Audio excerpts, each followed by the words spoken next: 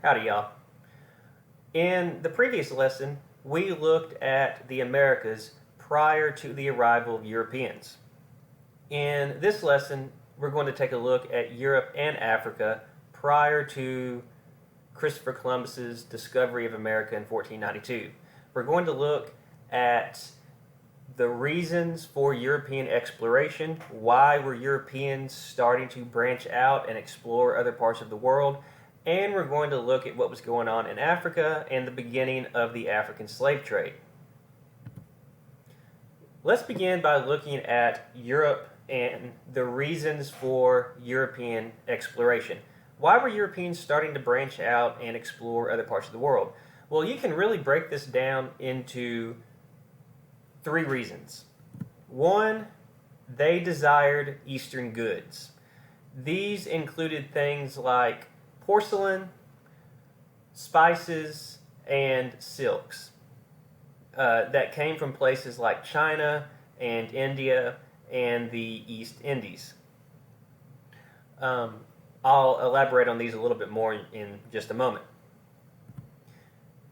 Another big reason is that there were several improvements in technology that allowed Europeans to actually start to explore other parts of the world.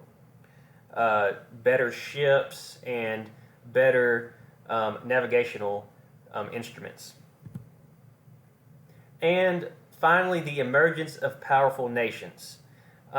Between the fall of the Roman Empire in the year 476 AD and the outbreak of the Hundred Years' War in the 1300s, Europe was more or less ruled by the lords that owned large amounts of land. This was the era of the feudal system. In order for a nation to fund exploration, you really need a strong leader. And so it really wasn't possible for these European countries to start exploring other parts of the world until they had a powerful king or queen. Okay, so let's begin with the Eastern goods. How did Europeans encounter these goods for the first time? Well, they encountered them during the Crusades. Now, if you don't remember the Crusades from from world history, these were a series of wars between European Christians and Muslims from the Middle East over an area known as the Holy Land, specifically the city of Jerusalem. Now, why was Jerusalem so important to both Christians and Muslims? Well, for Christians, Jerusalem was the site of where Jesus was crucified. That is a very important event in the Christian religion. For Muslims, they believed that that is where their prophet Muhammad went up into heaven and learned about prayer from Allah. So both religions place a large amount of importance on the city of Jerusalem.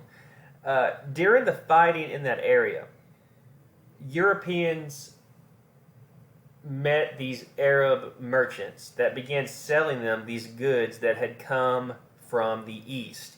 The same goods I mentioned earlier: porcelains, spices, silks, and this is how they learned about these goods for the first time. And over the next few hundred years, they will begin searching for a way to get to these goods themselves. Eventually, they will establish a series of trade routes known as the Silk Road. They stretch all the way from China to Europe, to the Mediterranean Sea, and eventually to Italy, where Italian merchants load these goods up onto their ships and take them to places all over Europe. The problem is the Silk Road is very long. It's a dangerous trip. There were bandits that lay in wait to rob the caravans. There were middlemen who basically made the merchants pay a very high tax to use the road. So this all made the Eastern goods very expensive. So Europeans wanted to find a easier route to the east, preferably a water route. If they could sail all the way from Europe to Asia, then they would be able to buy these goods directly from the place where they came from, and this would lower the cost of the goods. Now, I mentioned strong nation states. It's during this time period that very strong monarchs are starting to come to power.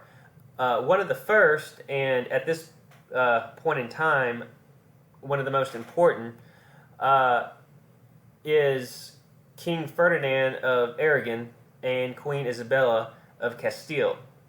Now, during the same time period that the Crusades were taking place, the Iberian Peninsula, which is this area right here, was being invaded by Muslims from North Africa called the Moors. They actually invaded the Iberian Peninsula in the year 711 AD, and they would not be pushed out until the year 1492. Now, during this time period,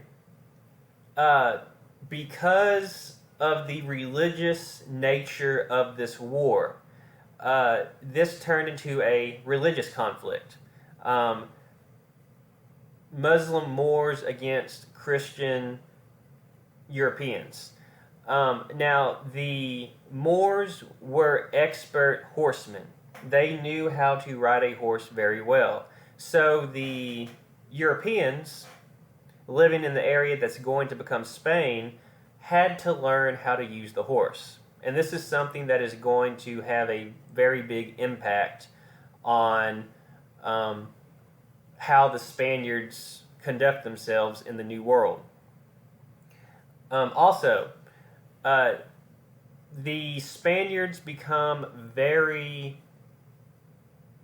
fervent believers in the Catholic faith. Well, over time, the Europeans slowly push the Moors out of the Iberian Peninsula. In the year 1469, Ferdinand and Isabella marry, and this unites their two kingdoms together, and this forms the nation of Spain. And so Spain now has two very powerful monarchs, and they will be the ones who really lead the way in European exploration. Didn't realize it was going to do that. As far as new technology goes, the nation that was really leading the way in new technology was Portugal. I believe both of these things that you see on the screen right now were invented in Portugal. The astrolabe, which is a navigational tool that can help a sailor determine where exactly he is on the ocean, and the caravel, which is a new kind of ship. Instead of having all square sails, it has square and rectangular sails. And so now, for the very first time, ships can sail against the current. This actually isn't for the first time, but this is the first time European ships are able to sail against the current. And so this is going to make exploration possible. So there is a current that flows southward along the West African coast. And for this reason, European ships had never been able to sail to West Africa and then back again. They simply could not get back against the current. After the caravel was invented, this now became possible. So, in the mid-1400s, Portuguese ships began exploring West Africa. And they began buying goods from the Africans who lived in the area. This, of course, included slaves. Um, and these slaves were used to work on sugar plantations on a series of islands that had been rediscovered in the Atlantic Ocean. So this is the beginning of the African slave trade. Um, if you look at the picture on the screen, this is what the inside of an African slave trade of an African slave ship would have looked like.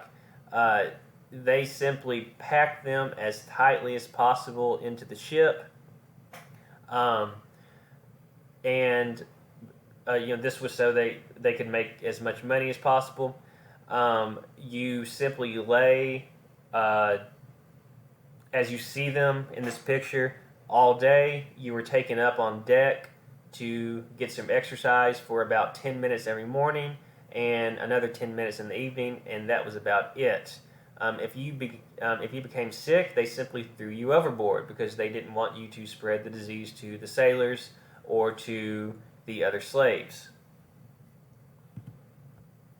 Now, the man that you see on the screen is a man by the name of Bartolomeo Diaz, and he is actually the first European. He's a Portuguese sailor, but he's the first European to make it around the southern tip of Africa. You can see his route in green. If you look at the dates that are in red on the map, this shows just how far south these Portuguese sailors had managed to make it along the African coast using these new ships, the caravels. They had made it to this location by the year 1434, to this location by the year 1445, and so on and so forth. And finally, it was Bartolomeo Diaz who reached the southern tip of Africa in the year 1488. He actually made it around the tip of Africa by accident. He ran into a storm and had to sail away from the coast because he was afraid his ship was going to be blown onto the rocks. Well, when he sighted land again, he noticed that the coast was on the other side of the ship, and he realized that he had just made it around the southern tip of Africa. He named the southern tip the Cape of Storms. The King of Portugal later renamed it the Cape of Good Hope, and that is the name that it still has to this day. So after his voyage, another Portuguese sailor by the name of Vasco da Gama would actually sail around the southern tip of Africa and eventually make it all the way to India. So it is the Portuguese who were the first to find an all-water route to Asia. Spain wanted to keep up, and it was a Spanish sailor by the name of Christopher Columbus who, he's actually Italian who's sailing for Spain, but he came up with the idea, well, if you sail west, you should eventually make it around the world and arrive in Asia. And that is where we will pick up in the next lesson.